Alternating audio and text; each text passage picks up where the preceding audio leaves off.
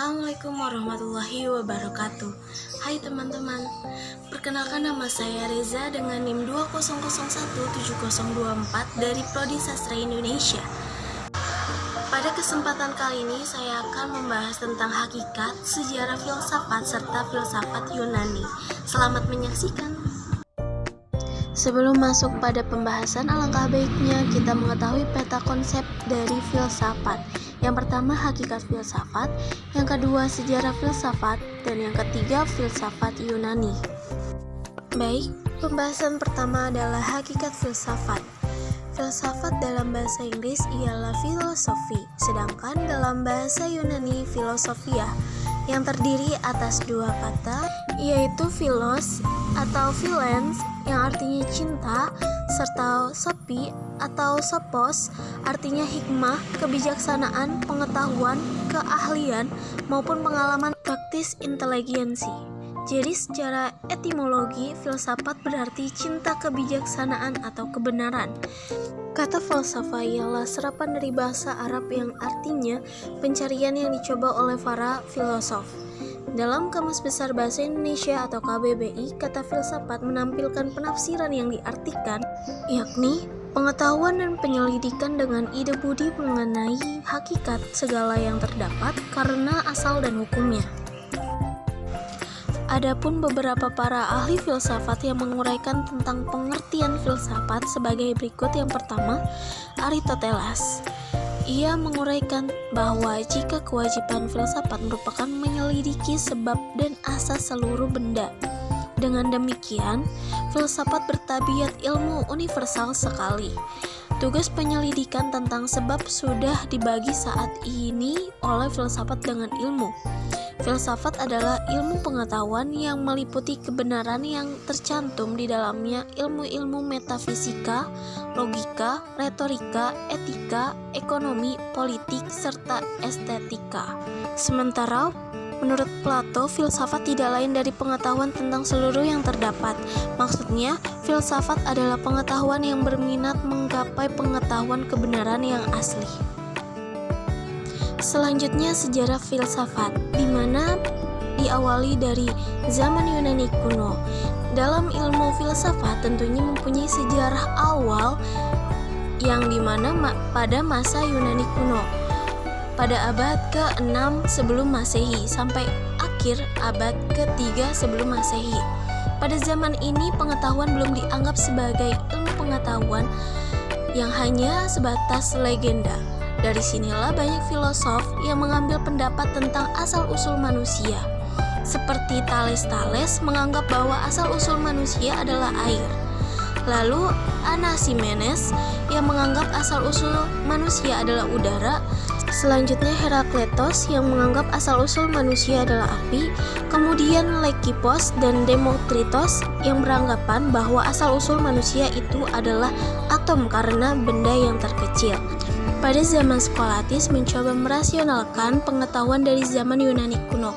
Jadi, pada zaman Skolatis, filsuf Sokrates mengeluarkan sebuah pemikiran tentang tata cara dalam berbicara, yang disusul dengan Plato yang mengeluarkan pemikiran tentang ide-ide, dan terakhir Aristoteles yang menyumbangkan pemikiran mengenai teori gerak, atau yang sekarang bisa dikatakan dengan fisika. Selanjutnya, zaman pertengahan. Di zaman pertengahan, di mana pada zaman ini disebut dengan kelam filsafat, karena otoritas gereja yang sangat mendominasi, sehingga manusia di zaman ini benar-benar buta akan filsafat. Maka dari itu, zaman ini disebut dengan zaman kelam filsafat. Contohnya ketika seseorang mengemukakan pemikiran yang bertentangan dengan ajaran agama gereja, maka akan mendapatkan hukuman yang berat. Ketiga, zaman modern. Pada zaman ini disebut dengan Renaissance atau pencerahan yang bertema mengembalikan manusia menjadi manusia atau mengembalikan pemikiran manusia. Di zaman ini semua otoritas gereja sudah hilang sehingga semua manusia tidak lagi kelam akan filsafat.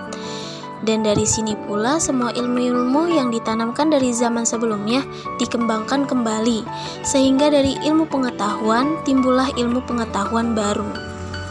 Terakhir, zaman kontemporer. Di zaman inilah kita berada sekarang, yang dimana perkembangan ilmu pengetahuan semakin pesat, mulai dari pelosok daerah hingga ke kota besar. Pada zaman inilah semua ilmu pengetahuan harus dengan pertanggungjawaban. Apakah ilmu tersebut benar atau salah, seperti ilmu sains dan teknologi. Itulah sejarah dari filsafat yang berawal dari zaman Yunani kuno, lalu melewati masa-masa kelam filsafat, hingga zaman kontemporer seperti saat ini.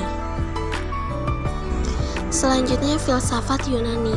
Dalam kehidupan sehari-hari, kita tentu menyadari tentang peristiwa yang terjadi di alam semesta ini, sehingga menimbulkan beberapa pertanyaan dan rasa ingin tahu yang meronta-ronta.